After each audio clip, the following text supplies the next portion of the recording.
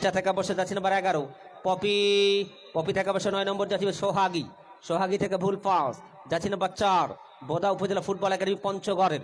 সেখান থেকে বসে জয়পুরহাট চমৎকার ভাবে অ্যাটাকিং মিডফিল্ড অঞ্চল থেকে আবার অফসাইড। অফসাইড সহকারী রেফারি এ যাত্রায় কিন্তু ম্যাচ পরিচালনা করছেন মাহফুজা রাহাত, সেন্টার ব্যাক, পঞ্চগড়ের সেন্টার ব্যাক।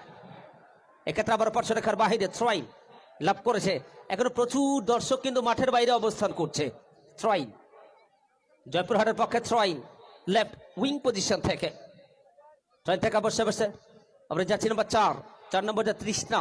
তৃষ্ণা থেকে হেড সোহাগী। সোহাগী থেকে ঈশিতা। ঈশিতা থেকে বসে রেখার মধ্যে ডিয়ারিয়া সামান্য বাইরে। এটা চমৎকার কিক ছিল কিন্তু বল চলে গেল সরাসরি গোল লাইনের বাহিরে। সাগরিকা দলের মোস্ট সিনিয়র একজন খেলোয়াড় ওই সাগরিকা দিনাজপুর